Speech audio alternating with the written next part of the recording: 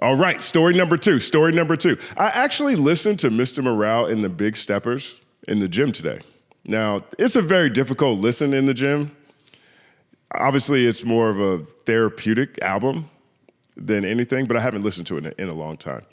And so when I listen to it in the gym, I'm skipping around quite a bit. It's very difficult for me to find a good run on Mr. Morale and the Big Steppers. When I think about albums or songs, I think about how many places they work, right? Like to me, there's this theory, I have a theory, it's called the 5-tool album or the 5-tool song, right? There is a utility, a usability that comes with music.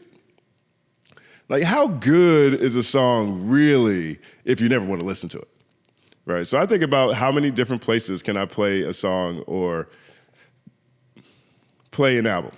It doesn't change the way I necessarily review it, for example. There's plenty of artistic albums or albums that have messages and meanings or do something innovative that I really appreciate that maybe I don't necessarily listen to all the time. They just do what they're trying to do really well. I'd probably put Mr. Morale and the Big Steppers in there. I did a review of that album on my channel, and what'd I call it?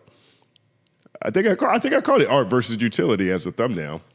And I think my ending question was, how good is any album if you only want to listen to 2/3 of it? Now, that project is beautiful. It's an art piece, and maybe it's not meant to touch you, maybe it's not meant for you to listen to it all the time, but in times of need, there are a lot of projects like that. But nevertheless, I tried to listen to it in the gym today. And it's very difficult to get like a good rhythm going. I found myself skipping to certain songs on it because it's not really a gym album. But I think about that. Like, does an album work in the gym? Does an album work when you're driving? Does an album work when you're cleaning the house? Does an album work when you're with the lady and you're downshift into Mac mode? Does an album work if you're about to roll up and Johnny Blaze? Does it work when you're cutting the grass? Stuff like that. The more places an album or a song works, to me, that means something. Like Flashing Lights to me is the example of a 5-tool song. Like no matter where you are, you can put flashing lights on, right?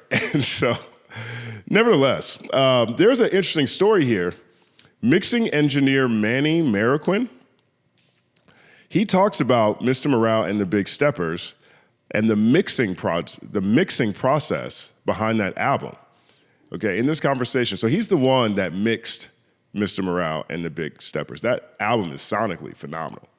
It's sonically phenomenal. I love Count Me Out is crazy, Rich Spirit, N95. Sonically, it's amazing. So Manny Marroquin, he has some things to say about Mr. Morale and the Big Steppers and his experience working on that project. Let's take a listen.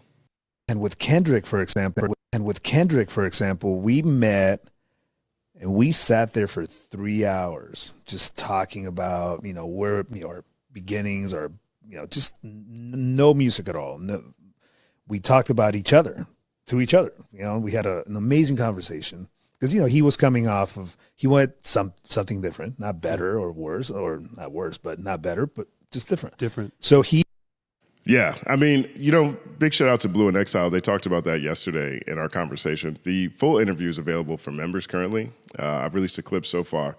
But one of the things I asked them was, because their new album, I'll say this, their new album, Love the Ominous World, it is the closest thing I've heard them make since To Below the Heavens, which is their classic album. But it doesn't sound like they're chasing it. It sounds like, that they were able to capture that energy and innovate on it, truthfully. But I asked Blue, like, you guys have a classic album, what's that, do you ever feel pressure to chase that? Is it more difficult trying to capture that sound again? Because this album really does a great job of that. Or is it better to just do something different? They said something different too. And I think that's one of the things that I look at when I see Kanye. Kanye's albums, you can look at them in eras. He generally is trying to do different things. Outkast's catalog is a lot like that. They do everything they can not to go back to the same sounds. And Kendrick has one of those catalogs too. So it makes sense that Manny would sit there and say, they talked for hours and Kendrick just wanted to do something different. He wanted to meet me. We sat there and I got to tell you, he's a he studies every nuance, every movement, every word. And by the end of it, he's like, let's do one song and see what happens. So we did, we worked on one song. And for me, you could tell an artist was wanting something slightly different, right? Yeah. So that's the psychology. So what we do is half of it is mind games. The other half is hopefully some talent here and there and some luck, a lot of luck. Yeah.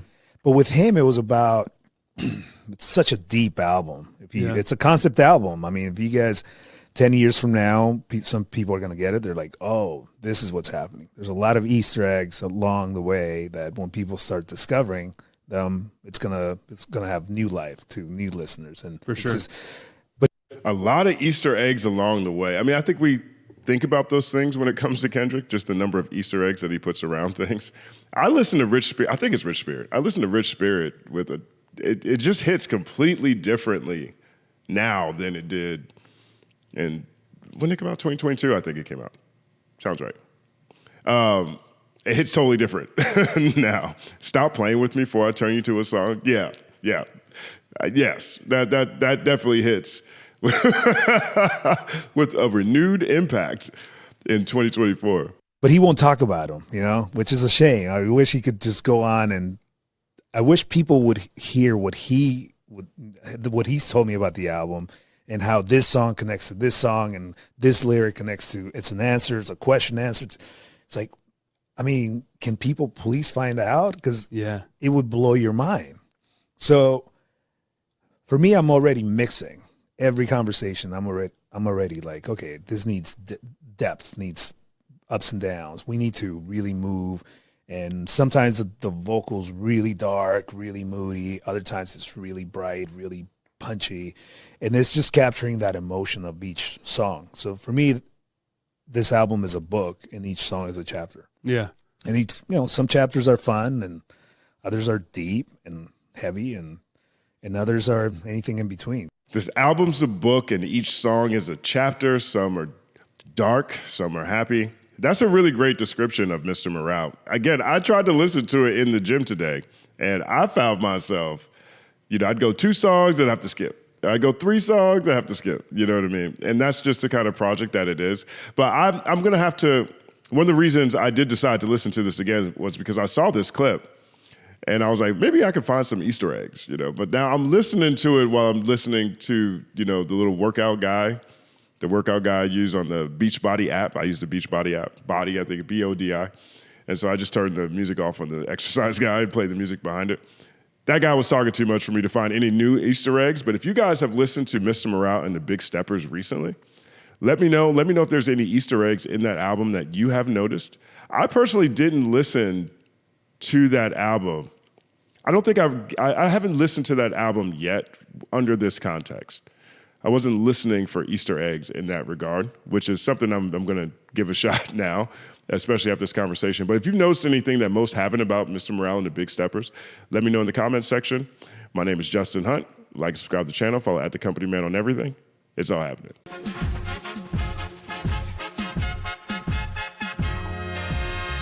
Justin Hunt is here, it's all happening.